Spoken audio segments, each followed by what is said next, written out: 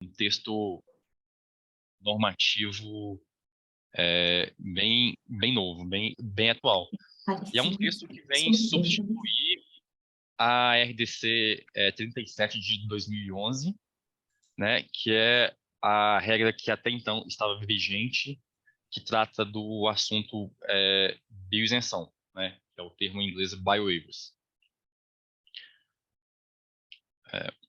Então, a norma, a RDC 749, ela foi montada em um formato em que haveriam 3 sessões e cada sessão ia tratar de um assunto específico. A sessão 1 seria sobre bioisenção em função da forma farmacêutica. A sessão 2 é bioisenção em função de outras concentrações. E a terceira sessão seria bioisenção em razão do Sistema de Classificação Biofarmacêutica, BCS. E durante essa apresentação eu vou tentar passar os principais aspectos de cada uma dessas sessões. Então, com relação à seção 1, bioisenção de acordo com a forma farmacêutica, o que o texto normativo apresenta para a gente? Que soluções orais, soluções aquosas ou oleosas de uso parenteral,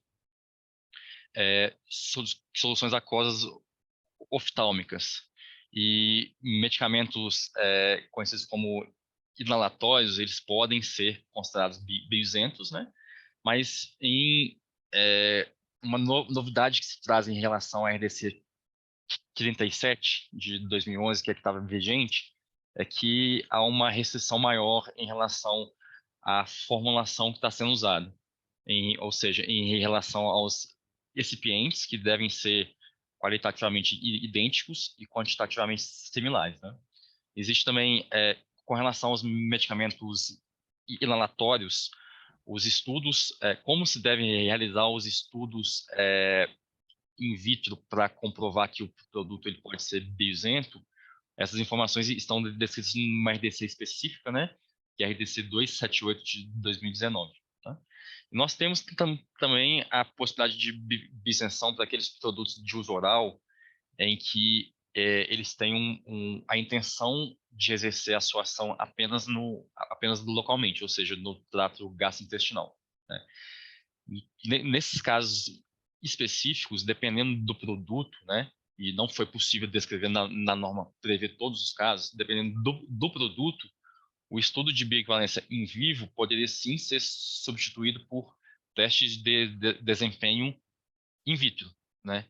Mas esse é um assunto que não está, que gerou até uma publicação da IN 183 de 2022, que foi publicado junto dessa norma, descrevendo para quais produtos, né, para quais ingredientes farmacêuticos ativos não seria necessária a realização de nenhum estudo in vitro adicional. Para outros produtos que também têm a sua ação intencionalmente feita para agir apenas no trato gastrointestinal, deverá ser feita uma consulta à agência sobre quais os testes de desempenho in vitro deveriam ser apresentados para que esses produtos ainda sejam considerados bioisentos. Em relação ainda à bioisenção em função da forma farmacêutica, né, soluções otológicas também poderiam ser consideradas bioisentas, e produtos de aplicação tópico também, né? Existem alguns critérios adicionais a serem verificados, ainda mais no que tange a questão da formulação, né? E no caso de produtos tópicos, a gente vê aí o requerimento de comportamento físico-químico e micro e estrutural semelhante ao do medicamento comparador utilizado. Com relação à seção 2, sobre bioisenção de acordo com a forma, com as demais dosagens, demais concentrações do produto, né? Esse tipo de bioisenção é aplicado tanto para medicamentos de liberação imediata, quanto para medicamentos de liberação modificada, né? Então, para os dois casos. Só que para medicamentos de liberação modificada existe uma restrição a mais. É necessário que todas as concentrações do produto, por exemplo, eu tenho um produto que tem concentração de 10, 20 e 30 miligramas, né?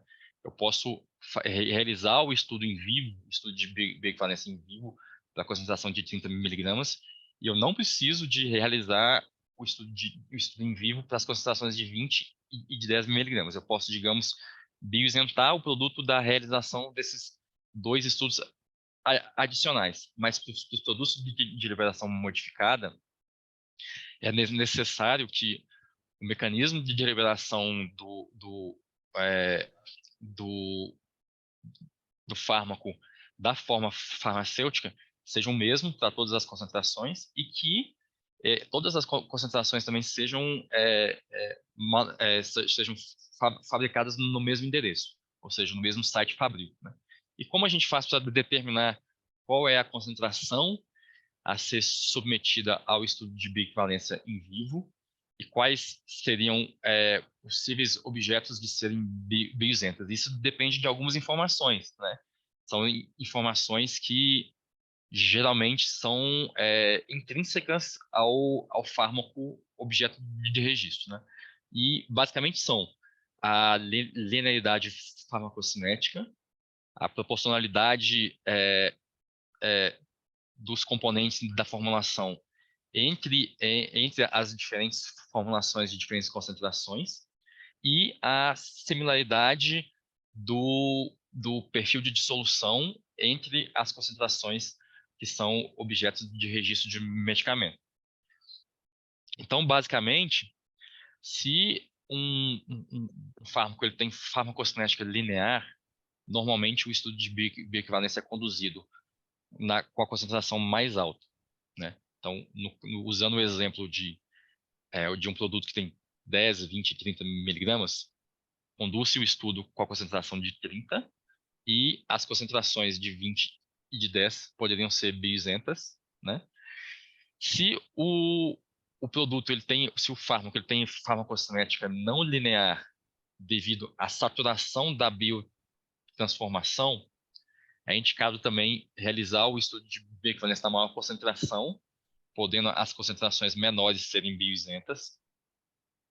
Se o estudo de bioequivalência, se a farmacocinética do ingrediente farmacêutico ativo for não linear devido à saturação no processo de absorção do fármaco, é recomendado utilizar a menor concentração para realizar o estudo de bioequivalência, podendo as maiores concentrações serem bioisentas, né?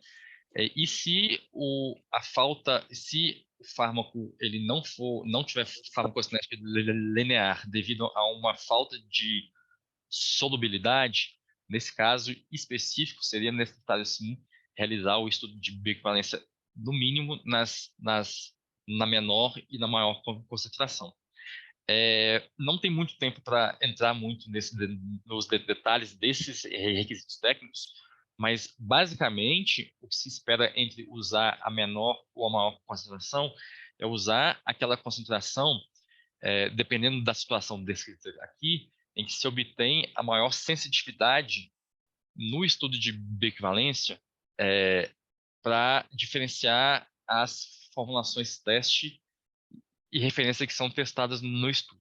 Então, basicamente, procura-se uma faixa de concentração onde há uma probabilidade maior do estudo mostrar a diferença entre a formulação teste e referência.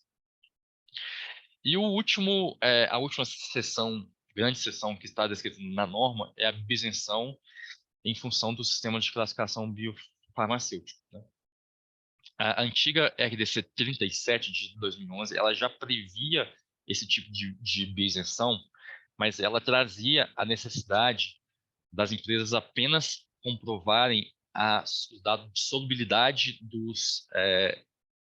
dos fármacos que seriam candidatos à bioisenção, já que para os dados de permeabilidade já havia uma lista descrevendo esses dados, os fármacos que poderiam ser candidatos à bisenção. Isso porque nós aqui da Anvisa já tínhamos feito um trabalho de pesquisa científica, pesquisa na literatura científica e dos dados dos estudos que já teriam sido submetidos para nós concluímos que alguns fármacos eles poderiam ser considerados como de alta permeabilidade, então esse dado não deveria ser apresentado novamente, né?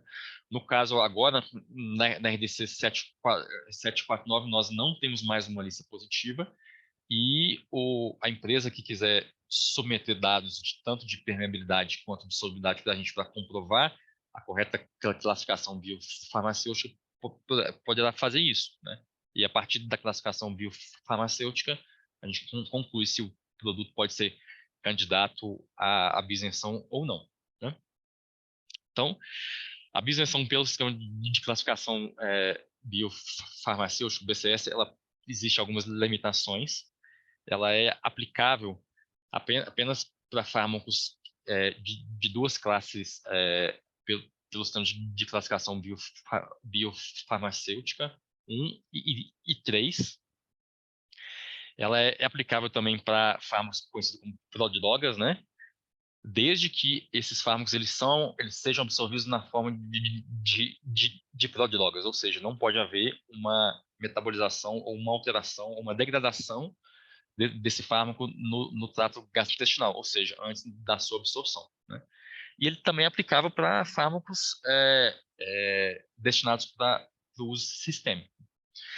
Não é aplicável a bioisenção BCS para fármacos que contenham um estreito índice terapêutico, fármacos que são absorvidos na cavidade oral, produtos de liberação modificada e produtos que não são administrados com água, né? Para combinações em dose fixa, né, todos os fármacos da formulação também devem atender os critérios do Centro de Classificação Biofarmacêutica para serem considerados candidatos à isenção, né?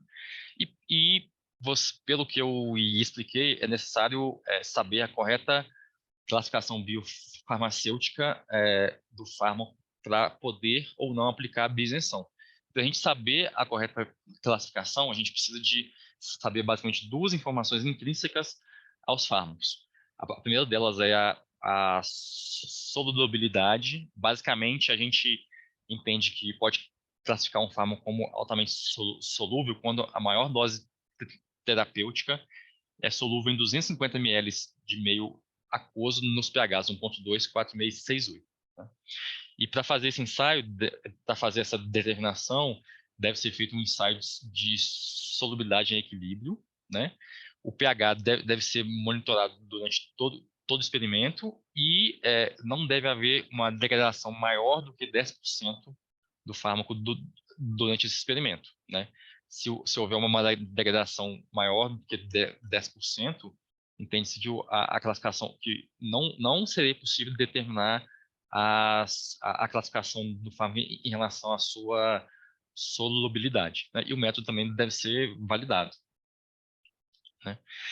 Com relação à determinação da permeabilidade, né, entende-se que quando a permeabilidade absoluta do fármaco é maior do que 85%, ou quando mais do que 85% é recuperado na urina após a administração de uma quantidade desse fármaco, entende que ele tem uma alta permeabilidade. E muitas vezes esses dados eles estão disponíveis na literatura, né? E é possível também, quando o dado não está disponível na literatura, verificar essa informação por meio de estudos de balanço de massa. É necessário também que o produto que o fármaco não sofra uma degradação maior do que 10% no trato gastrointestinal. E caso essas informações não estejam disponíveis na literatura, é possível sim realizar um ensaio, que é um ensaio de permeabilidade usando métodos in vitro, que no caso é um ensaio utilizando metodologia celular, usando células CACO2. A gente vai falar um pouquinho mais na sequência. Então, como é um ensaio específico, ele traz algumas regras, além da RDC 749 de 2022, foi publicada a Instrução Normativa 182, que descreve basicamente como deve ser feito o experimento usando células CACO2 e os dados que devem ser apresentados para a Anvisa, né? Células CACO2 nada, nada mais são do que são células são células humanas, né, de um adenocarcinoma.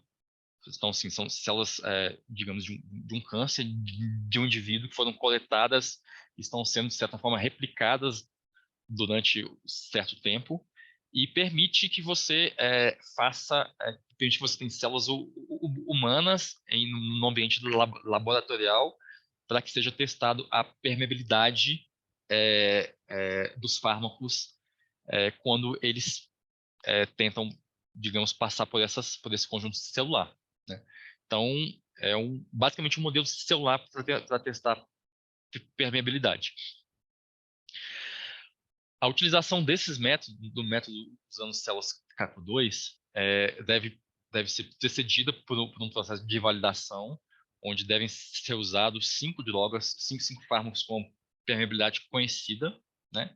E para cada uma delas deve ser determinada 3 replicatas da permeabilidade durante o processo de validação, né?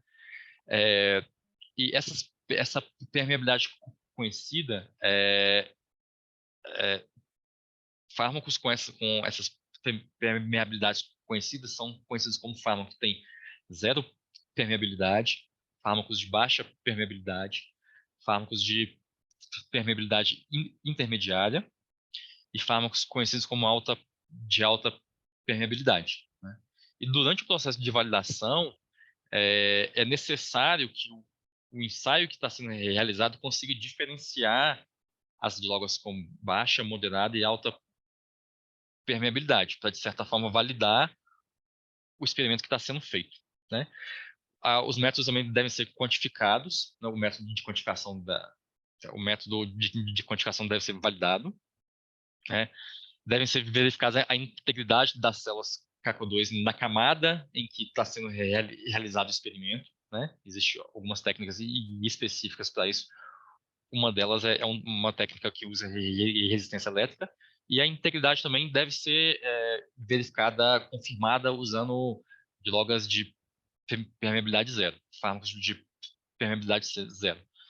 Durante o ensaio também devem ser verificados a questão do efluxo, né, que é o quanto que do fármaco que retorna da posição apical, né? Essas condições devem ser utilizadas no experimento, as mesmas condições usadas no processo de validação. Deve ser adicionado durante o experimento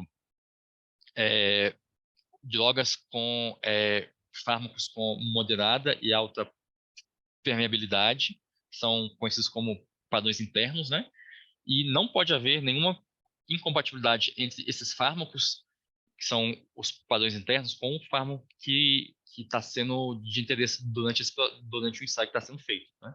E quando um fármaco tiver uma permeabilidade maior ou igual ao padrão interno de alta permeabilidade adicionado durante o experimento, a gente pode considerar que o fármaco objeto de estudo poderia ser considerado de alta permeabilidade, né? E a última informação importante, que eu vou passar até um pouco rápido por conta do tempo, é a questão do perfil de solução. A gente viu, então, dados de solubilidade e permeabilidade, que são informações relacionadas aos fármacos, ao ingrediente farmacêutico ativo, e aqui tem mais um dado a ser apresentado durante o processo de registro desse produto, que é o perfil de solução, que é um dado referente à formulação, em que deve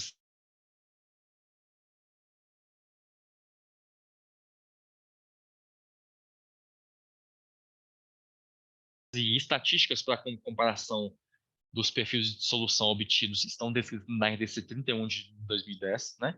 E, nesse caso específico, a metodologia a ser usada durante o ensaio de perfil de solução, né? Ou seja, as condições experimentais, elas são pré-definidas em norma. Então, não existe a questão de você desenvolver o método. Você já tem que usar e essas condições que estão descritas aqui nesse slide, que é uma parte de 50 RPM ou cesta de 100 RPM, usar meios de pegar 1.24668. A temperatura do meio deve ser de 37, mais ou menos 1 grau. O volume deve ser de, no máximo, 900 ml e não é permitida a adição de surfactante no meio, né? E a gente considera que, como requerimento para fármacos BCS classe 1, que o resultado do perfil de solução comparativo pode ser de 85% em 15 minutos ou de 85% em 30 minutos. Mas para fármacos considerados como BCS classe 3, o requerimento para os ensaios de perfil de solução devem ser 85% em 15 minutos, né? E o perfil de solução deve ser apresentado para todas as concentrações objetos de registro de medicamento, tá? Um pouquinho rápido com relação a recipientes. Para fármacos, para produtos que são objetos de registro pela via da isenção pelos termos de classificação biofarmacêutica, é recomendável que a formulação do medicamento teste tente imitar, né, que seja o mais parecido possível com a formulação do medicamento de referência usado, né, que não tenha, que se houver diferenças na formulação, que seja apresentado uma avaliação adicional de um potencial impacto em vivo, né? E a questão ainda dos recipientes, permite-se para a BCS classe 1 uma diferença qualitativa e quantitativa de no máximo 10% para os recipientes que são conhecidamente podem afetar a absorção do produto, né? E para fármacos conhecidos como BCS classe 3, permite também uma diferença de até no máximo 10% entre as formulações, mas nesse caso é para qualquer recipiente, não apenas para aqueles que são que conhecidamente podem afetar a absorção intestinal. Basicamente, eram essas as informações que eu gostaria de compartilhar com você. Pelo tempo dado, não é possível entrar todos os detalhes da norma, a norma é bastante extensa, mas eu ficarei feliz aí de responder algumas questões que possam surgir com relação a esse assunto. Tá bom? Obrigado.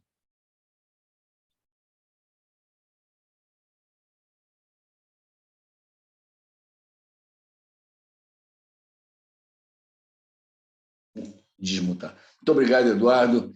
Eu queria, antes de passar a palavra à Nayara, pedir duas coisas. A primeira é que quem quiser fazer pergunta, por favor, faça pelo chat. Se a gente não conseguir responder hoje durante o período da palestra, nós vamos responder posteriormente. Em relação a isso, algumas pessoas se inscreveram de uma maneira ininteligível, não dá para a gente saber quem é. Tem uma que se inscreveu botando um ponto só, outra botou um número 29577, outra botou o usuário do Zoom. Então, eu queria pedir para essas pessoas se identificarem para a gente poder depois mandar as comunicações que forem necessárias.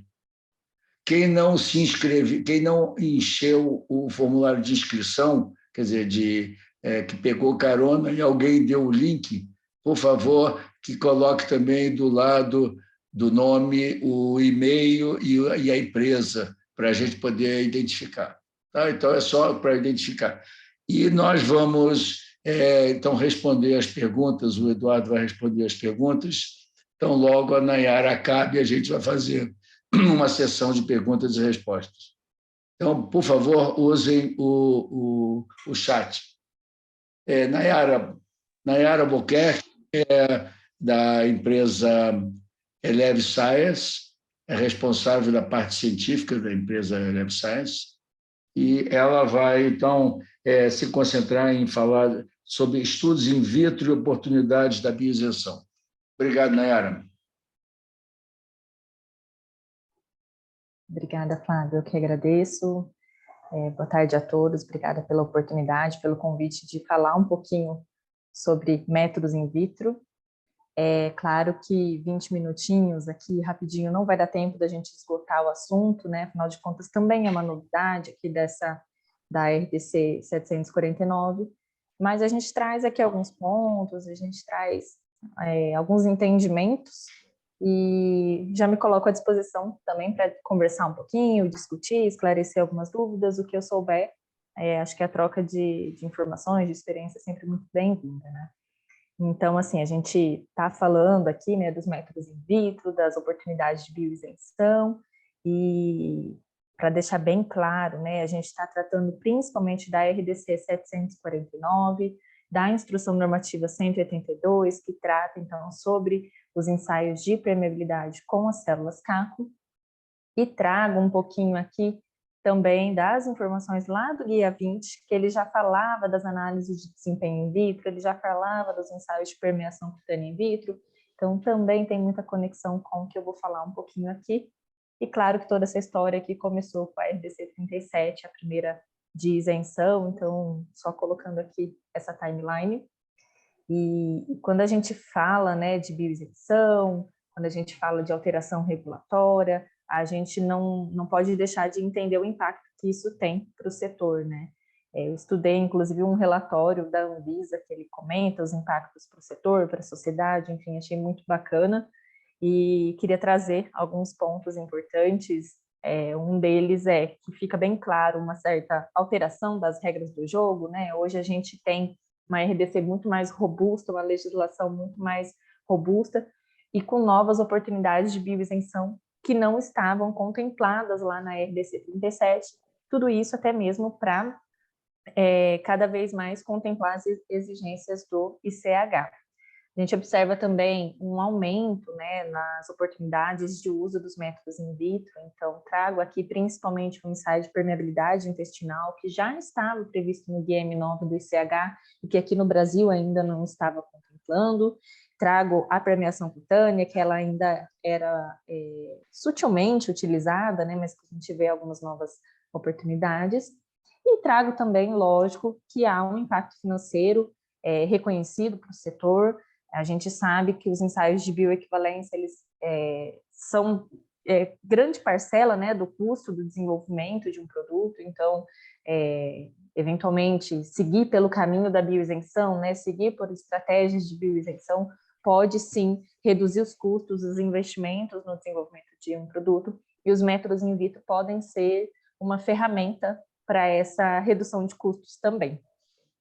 Então, vamos lá, indo direto ao ponto, né? Vou falar aqui da primeira oportunidade de bioisenção, vou começar um pouco invertido aqui na RDC, que é a seção onde trata da bioisenção baseada no sistema de classificação biofarmacêutica.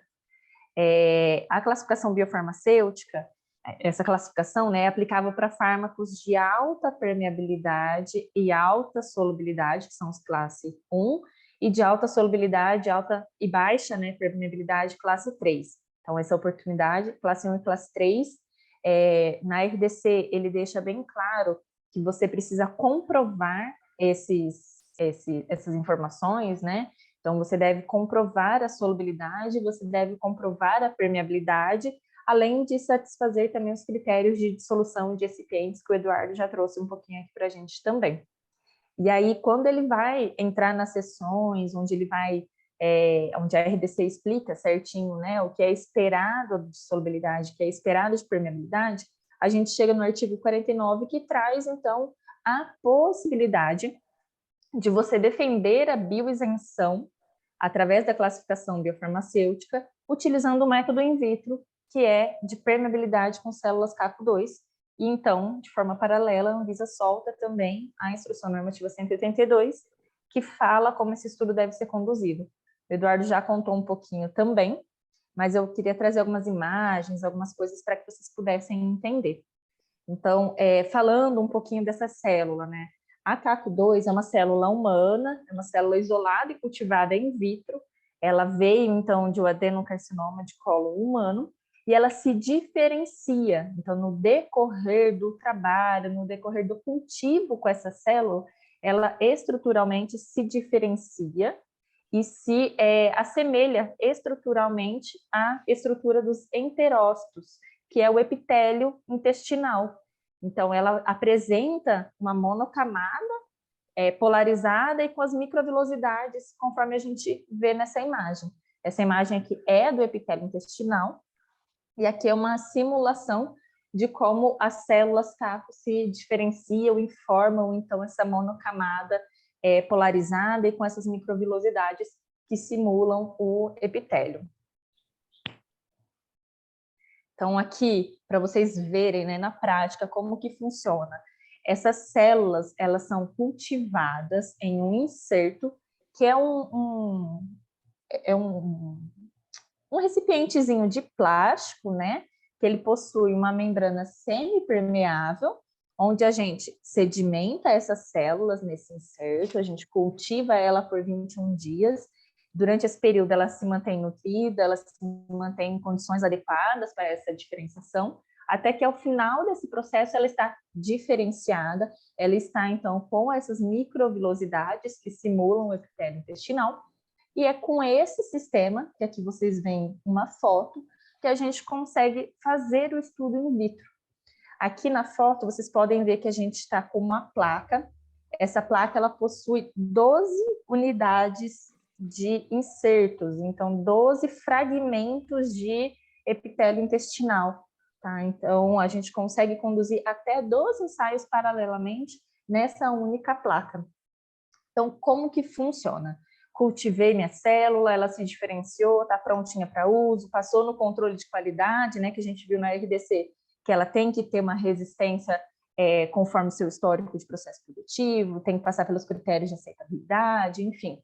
Estou com a minha membrana certinho, aí a gente aplica a substância teste sobre essa membrana e acompanha a passagem dela através do epitélio, através dessa monocamada de células CACO.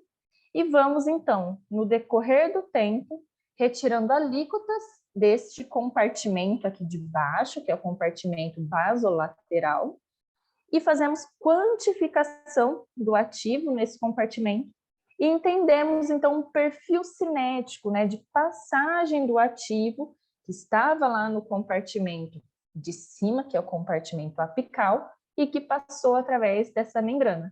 Então, através dessa quantificação, desse perfil cinético, que a gente trata os dados e a gente determina o coeficiente de permeabilidade, que é uma correlação, então, da quantidade do ativo que passou no decorrer do tempo, e também leva em consideração as informações como o diâmetro do inserto, o volume dos compartimentos, a massa de ativo que você adicionou no início do ensaio, e com todas essas informações a gente determina essa constante.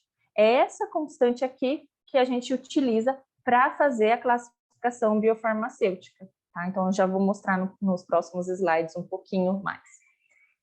Além disso, a gente consegue também utilizar esse sistema para entender duas formas de transporte. Então, o que está identificado aqui em rosinha é o caminho absortivo, né, a passagem do compartimento apical para o basolateral, e a gente também tem a possibilidade do caminho oposto, né, então, do basolateral para o apical, que seria, então, o efluxo, a devolução do ativo para o lumen intestinal.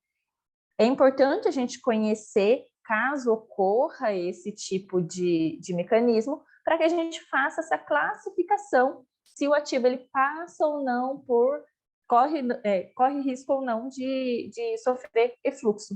Então, a gente realizaria um ensaio de duas formas, para entender o absortivo, a gente coloca o ativo em cima e monitora a passagem aqui por baixo. Para entender o secretório, ou seja, o efluxo, a gente coloca o ativo na parte de baixo e quantifica a passagem para a parte de cima. Então, seriam 2 ensaios complementares.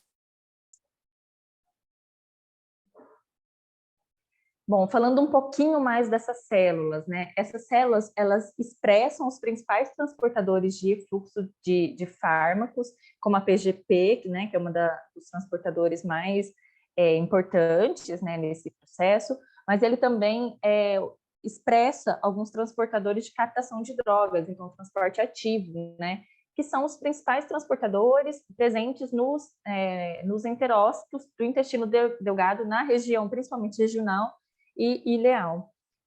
A gente sabe que existem outras células também para fazer a investigação de permeabilidade intestinal, mas existe, do meu entendimento até, né, uma necessidade da gente amadurecer o que o modelo com CACO2 pode disponibilizar para depois a gente entender se realmente precisa das outras células, o que elas podem trazer de informação adicional. São células que sofreram uma modificação para superexpressar os transportadores. Então, o objetivo é outro, né? A pergunta é outra. Bom, e trago aqui também uma frase da RDC 700, da Instrução Normativa, perdão, 182, que ele fala: quando forem a única prova da determinação de classificação como alta permeabilidade para fins de classificação pelo sistema de classificação biofarmacêutica, os ensaios com CACO2 ficam limitados ao transporte passivo. Então, é importante que, se o sistema in vitro for a única ferramenta para a classificação biofarmacêutica, que seja investigado de que se trata, sim, apenas de um transporte passivo. Então, a gente consegue modular o ensaio para fazer essa compreensão. Existem algumas possibilidades, né, que estão previstas na RDC, como, por exemplo, você conduzir um ensaio em 3 diferentes concentrações, ou então você fazer aquela estratégia ali de entender o mecanismo, a absorção e a excreção, né, o efluxo. Quer trazer algumas imagens aqui para vocês verem como que é o trabalho com cultura de células. Aqui, nessa imagem, vocês conseguem entender o tamanho, né, dessa plaquinha de 12 poços. Vocês podem ver, então, que cada lugarzinho ali vai ser formado, então, um fragmento, né, de epitélio, né, na verdade, da monocamada com célula 2, que simula esse epitélio. Tá? E o que eu queria trazer também de importante é o seguinte: trabalhar com cultura de células não é nada simples. Eu não sei se tem alguém aqui que já trabalha, mas se tiver, com certeza vai entender. É um processo extremamente rigoroso, cuidadoso. Existe a necessidade de padronização, de controle o tempo inteiro. Mas esse ensaio de permeabilidade com células CACO2 não se trata apenas de um ensaio com cultura de células, porque junto com o ensaio existe toda a necessidade de quantificação desse ativo nos meios, né, no compartimento apical, no compartimento basolateral, enfim, que exista a validação desse método analítico, bioanalítico, enfim. E geralmente para isso a gente utiliza técnicas como cromatografia ou cromatografia acoplada à espectrometria de massas. Então, uma das principais mensagens que eu queria deixar aqui é que esse ensaio ele é uma conexão muito forte entre o trabalho com cultura de células e o trabalho analítico, porque só assim a gente realmente consegue ter resultados robustos, e a gente consiga fazer todo o processo de validação que está, então, exigido, né, na instrução normativa. Então, é um trabalho conjunto mesmo e bastante complexo. Bom, o que a gente entende, né, que é a expectativa da Anvisa com a publicação da Instrução Normativa 182? Nessa instrução, existe um anexo onde existe substâncias com absorção em humanos reconhecidas, substâncias reconhecidamente de alta permeabilidade, de permeabilidade moderada, baixa, zero, de efluxo, enfim, são os nossos padrões de referência para o ensaio. Então, são sugestões de moléculas a serem utilizadas para fazer a validação do modelo, né? Então, o que se espera? Que haja uma correlação entre os resultados in vitro, aqui apresentados pelo coeficiente de permeabilidade intestinal, com os resultados de absorção em humanos. E que com esses dados a gente tenha, então, esse gráfico de correlação e que a gente possa fazer ensaios como o que eu estou simulando aqui. Que eu entenda que há um ativo com potencial bioisenção, conduzo o ensaio de solubilidade e de permeabilidade e busco aqui, então, nesse gráfico de correlação, em qual classificação ele se apresenta. Então, seria mais ou menos isso, né, que a gente espera obter com essa validação e que era o que eu queria trazer para vocês, né, com células CAR. Bom, falando um pouquinho mais de outras oportunidades de bioisenção, a gente tem também uma seção que é em razão da forma farmacêutica e tem um item que chama bastante atenção, né, como uma oportunidade também, que são as formas farmacêuticas de aplicação tópica não destinada a efeito sistêmico, que sejam equivalentes farmacêuticos ao medicamento comparador e que tenham os mesmos recipientes, nas mesmas quantidades, mesmo comportamento físico-químico e microestrutural.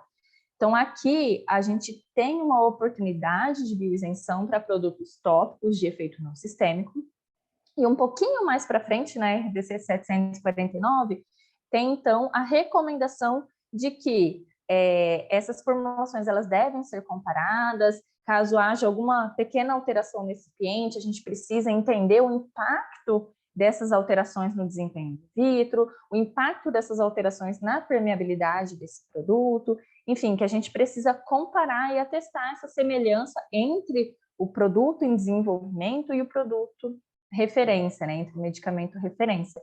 E aqui, quando a gente fala de análise de desempenho in vitro, a gente está remetendo, então, ao Guia 20, lá de 2019, que ele fala dos estudos de liberação in vitro e de permeação cutânea in vitro.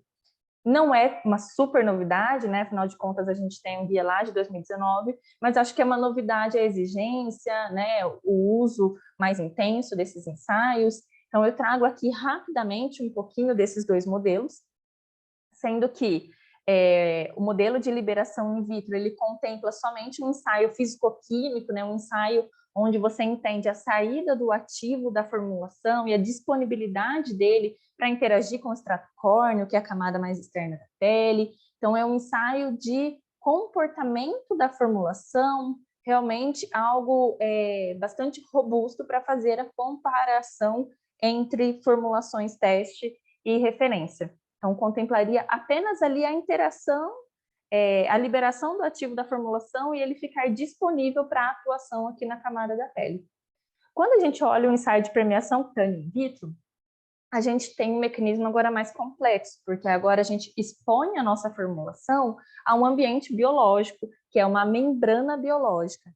Essa membrana pode ser uma membrana humana, pode ser uma membrana de origem animal, pode ser uma membrana sintética, enfim, a gente tem algumas opções que já estavam previstas lá no Guia 20, mas que agora tende a contemplar a simulação mais completa, né, do processo de permeação. Então, eu consigo entender se o meu ativo está saindo da formulação, se ele está conseguindo entrar no extrato córneo, né, particionar para a camada mais externa da pele, se ele está se difundindo através das camadas, e até mesmo entender o potencial dos ativos atingirem as camadas mais profundas da pele, e até mesmo entender, né, será que tem algum risco de circulação sistêmica? Enfim, é um sistema já um pouquinho mais complexo.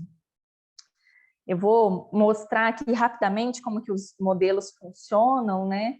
Então, a permeação cutânea e a liberação in vitro utilizam um sisteminha que se chama célula de difusão vertical, que é uma vidraria que contempla, então, dois compartimentos. Um compartimento doador, um compartimento receptor, e entre esses compartimentos, a gente coloca aqui uma membrana biológica, fecha os compartimentos e aplica o produto sobre essa pele. No decorrer do tempo, a gente vai fazendo retirada de alíquotas desse compartimento receptor para entender a passagem do ativo através da pele. E ao final do procedimento, a gente pode desmontar todo esse sistema, recupera aquela pele e vai fracionando cada camada da pele para entender até qual camada o ativo penetrou, aonde houve maior concentração desse ativo, e mais importante do que tudo, né, conseguir entender qual é o efeito, a performance esperada no usuário e também fazer a comparação entre um produto teste e um produto referência. Trago aqui alguns exemplos onde a gente consegue fazer essa comparação. Então, aqui são duas formulações, teste e referência, onde a gente percebe que há sim diferença na quantidade de ativo acumulada em cada compartimento. Então, é um indicativo de que essas formulações, elas não são equivalentes, essas formulações, elas têm performance diferentes, né, estatisticamente diferentes. A gente consegue perceber isso tanto por uma análise individual aqui de cada compartimento, mas também através de uma análise cinética, né? Quanto do ativo está passando no decorrer do tempo. Então, a gente consegue perceber aqui uma diferença bem importante entre esses medicamentos. Então, assim, a permeação cutânea é um ensaio que simula um ambiente biológico. A liberação é um ensaio bastante parecido, mas que agora a gente tem apenas uma membrana sintética. Então, o ensaio é somente físico-químico, é ótimo para a gente fazer comparação de formulações que foram alteradas, né, alterações pós-registro, enfim, é uma ferramenta bastante robusta para você acompanhar o desempenho da sua formulação, até mesmo no decorrer da estabilidade, e lógico também para fazer a comparação com o produto teste, produto referência, sendo agora um dado com menor variabilidade, né? Uma vez que lá na permeação a gente tinha um ambiente biológico que inevitavelmente leva a maior variabilidade. Então aqui é um pouquinho mais robusto. E a gente trago aqui então por último uma comparação entre um produto referência e produtos teste A e B para a gente entender o que a gente enxergaria de resultado, né? Então a gente conseguiria ver quanto do ativo está saindo da formulação no decorrer do tempo, o que me dá um perfil cinético, que é característico da minha formulação e que pode ser utilizado para comparação, então, entre esses produtos. Tudo isso a gente utiliza para realizar um teste estatístico, que é o teste de Mann-Whitney-U, que ele te fala, com um intervalo de confiança de 90%, se essas formulações são ou não equivalentes. Bom, era isso que eu queria trazer para vocês. Claro que não dá tempo de a gente falar tudo, fui até um pouquinho rápido, peço desculpas, mas é um assunto bem interessante. Se alguém tiver com alguma dúvida ou se quiser falar comigo, estou à disposição.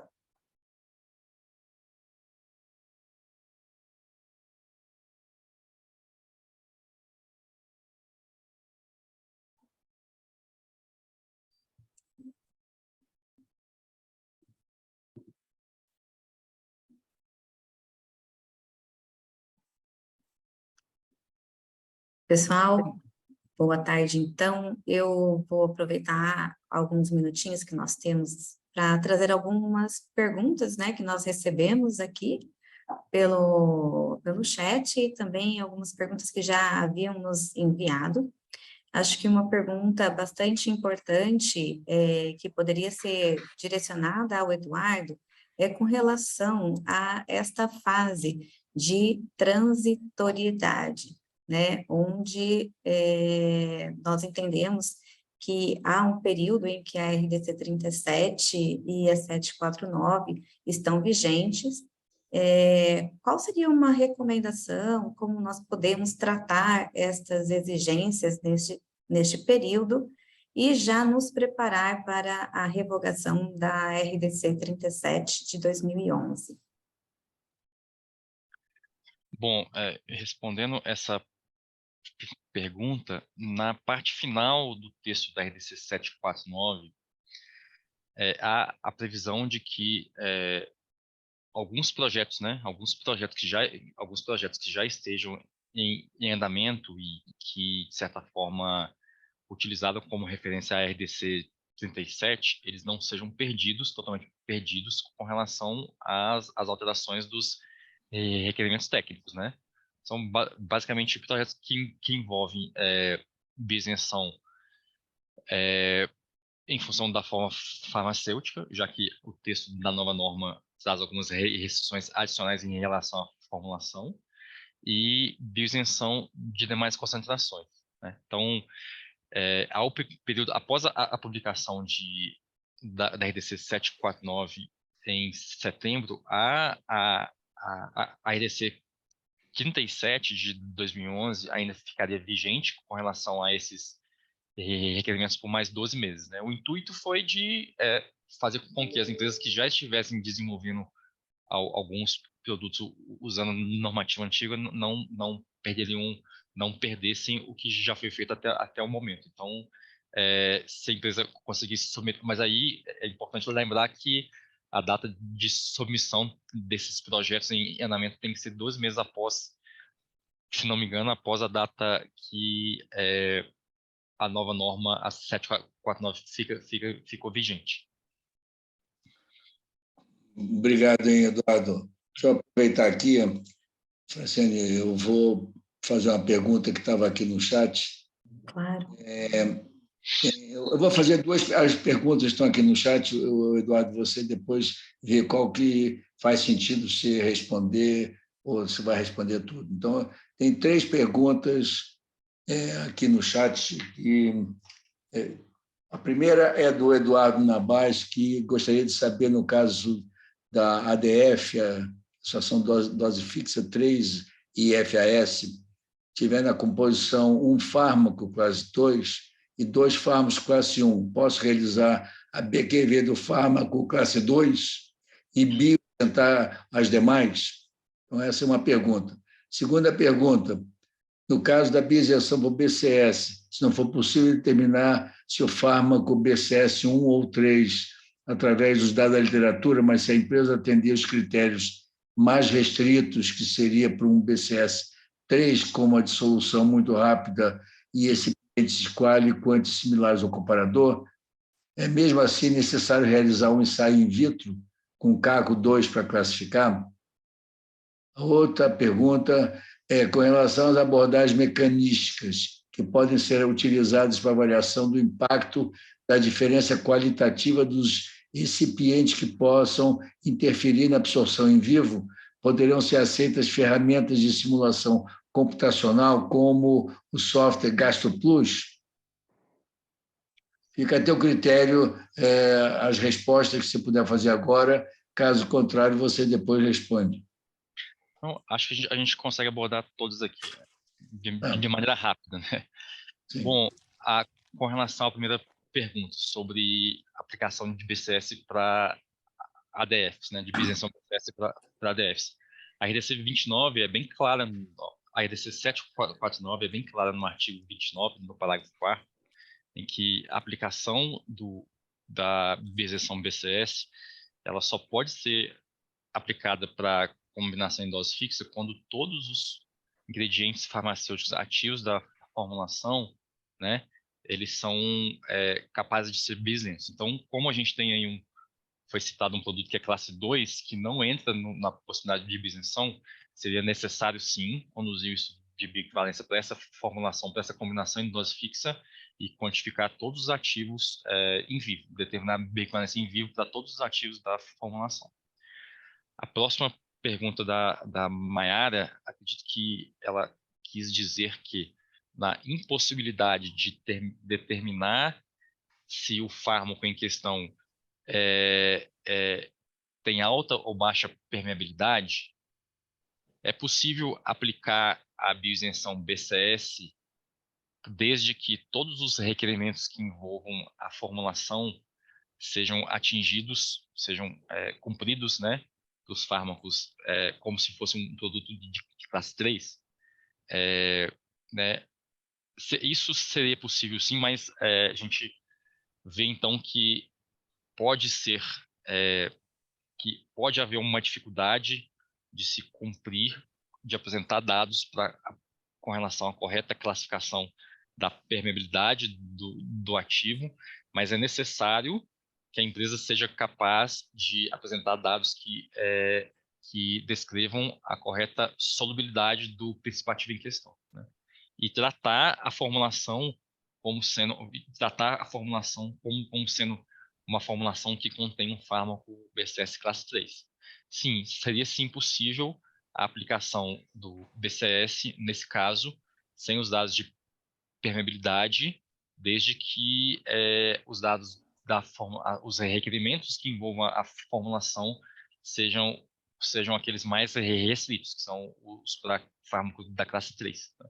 A gente está até preparando um perguntas e respostas com relação à norma, né? E essa pergunta deve estar contida também nesse perguntas e respostas, né? Como a gente está falando de uma norma que foi publicada há bastante pouco tempo, a gente ainda não teve tempo de se organizar para descrever perguntas e respostas contendo as dúvidas principais, né? Bom, mudando para a próxima pergunta, com relação à pergunta da Débora, que se refere à utilização de métodos in silico, né, para avaliação de potencial de recipientes que possam estar contidos em uma formulação usando, por exemplo, modelos computacionais, como o GastroPlus, ou existem outros também como SimCip, etc. Assim, eu não consigo dar essa resposta nesse momento. A gente está tentando, de certa forma, aqui na Anvisa, evoluir o nosso conhecimento com relação a esse assunto. A gente, de certa forma, tenta não fechar nenhuma porta para o desenvolvimento do conhecimento científico, né? Mas a norma ITC 749, ela usa o termo justificativa sem justificativa para a utilização de recipientes que possam, por exemplo, afetar a absorção de fármaco, mas o termo de justificativa não vem acompanhado de alguma restrição de uma técnica ou outra, né? Então, teoricamente, desde que seja, de certa forma, conclusivo, né? Ou seja, não deixe dúvidas de que o estudo a ser apresentado consegue comprovar que a formulação que está sendo planejada, ela não terá nenhuma influência em relação aos parâmetros de segurança e eficácia já determinados no produto comparador, assim dizendo, tal técnica poderia sim ser utilizada. Muito obrigado, Eduardo.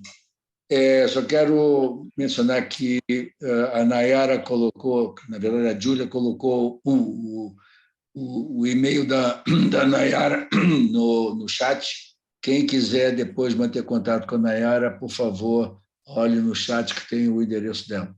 E, além disso, como vocês eventualmente podem terem outras questões, tanto para a Nayara quanto para o Eduardo, eu sugiro que mande todas as questões para a Nayara, que já está o e-mail aí, e depois a gente encaminha para o Eduardo. Para terminar aqui, eu queria... Nayara, tem duas perguntas que foram feitas aqui para você. A primeira é como os métodos in vitro são novidades na RDC 749, o que você acha que são as vantagens do uso de modelo de permeação cutânea in vitro? E quando que as empresas precisam se preparar, começar a se preparar? Segundo, tem algum estudo in vitro para avaliação de formulações semi-sólidas contendo corticoides? Então, de novo, a mesma coisa. Se você quiser responder agora, sim, senão a gente manda a resposta posteriormente. Vamos lá, rapidinho, né, Flávio? De fato, o método in vitro é uma novidade do ponto de vista regulatório, mas ele não é uma novidade do ponto de vista de P&D. Acho que esse é um ponto bem importante. O próprio Guia 20, lá de 2019, já falava do uso dos métodos de permeação cutânea, de liberação, como uma ferramenta para desenvolvimento de produto. Então, o que me vem em mente, né, é recomendável que você se preocupe com a performance, com o desempenho do seu produto desde o desenvolvimento, para que não seja uma ferramenta aplicada somente no momento do registro ou algo do tipo. Porque se você já faz todo esse desenvolvimento, todo esse racional com a ferramenta, ela já vai te dando, né, os indicativos de performance conforme a sua necessidade, você chega ao final do desenvolvimento do seu produto de forma muito mais rápida, esse é um ponto bastante importante, né? Que é uma ferramenta que acelera o processo de desenvolvimento e de uma forma muito mais assertiva. Agora, com relação ao ensaio de branqueamento, aliás, as formulações semissólidas contendo corticoides, existe uma RDC específica, que é a RDC 742, que ele trata, então, do ensaio de branqueamento para as formulações semissólidas com corticoide, mas o que a gente pensa também, né? O método in vitro, ele pode ajudar no desenvolvimento dessas formulações. Você leva para o ensaio clínico, você leva para o ensaio de branqueamento uma formulação com maior potencial de sucesso. Então, novamente, os métodos in vitro eles poderiam ser uma ferramenta para screening de formulações, uma ferramenta para entregar resultados mais assertivos lá no final do desenvolvimento do produto. Gente, bem rapidinho para não passar muito do horário, mas qualquer coisa pode me chamar, que vai ser um prazer discutir um pouquinho mais. Obrigado, hein, Nayara. E só para vocês saberem, no chat está sendo colocado o endereço da Eleve com o telefone de contato, vocês podem abusar quanto vocês quiserem. E antes de fechar, eu queria pedir à Ana Carolina, que foi gentil de estar aqui participando conosco, se ela quiser fazer algum complemento, por favor, Ana. Obrigada, Flávio. Não, eu não vou ter nenhum complemento, não. Só gostaria de agradecer a oportunidade. Maravilha. Muito obrigado, Ana. Eduardo, agradeço. Se você quiser fazer alguma despedida, está aberto o microfone. Senão, a gente vai fechando por aqui. Tá, não, bem rápido. Assim, a gente sabe que tudo que é novidade pode trazer uma certa apreensão, tal, né? Existem alguns critérios novos descritos na RDC, mas, assim, teoricamente, o que a gente tentou colocar na norma foi internalizar um conhecimento que já existia e já era aplicado, né? A gente não pode deixar, digamos, o Brasil ficar para trás, né? A gente ter dificuldade em termos de aceitação de produtos que vêm de fora e também fazer com que a indústria nacional possa estar aplicando o conhecimento mais moderno que possa exercer em relação aos assuntos, né? Com relação, a gente sabe também que por ser novo, podem surgir dúvidas em relação às normas, a norma, né, e a RDC e as INs que foram publicadas com relação a esse assunto, e nós aqui ficamos à disposição daqueles que têm dúvida, daqueles que vão executar os ensaios, daqueles que vão submeter os produtos, os dossiês de registro para nossa avaliação em relação aos produtos que querem comercializar.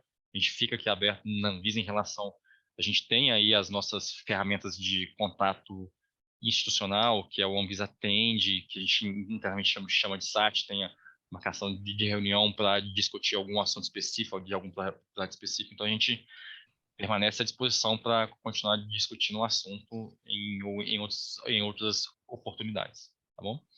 Maravilha, Eduardo. Muitíssimo obrigado. Franciane, você quer fechar? Franciane é a minha co-host aqui. Obrigada, Flávio. Acho que agradecer, né, a oportunidade desse encontro, né, de laboratório, de instituição, de várias instituições,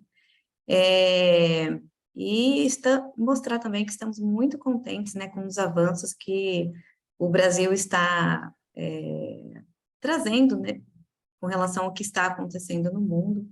Então, com certeza, estamos muito contentes com esses avanços. Muito obrigada, Flávio. Muito obrigada, Eduardo.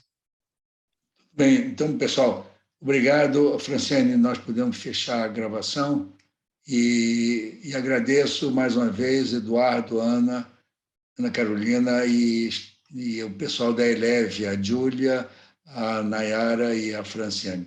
Muito obrigado, pessoal. Boa tarde a todos. Boa tarde, pessoal. Obrigada, Flávio. Obrigada, Eduardo. Boa tarde, pessoal.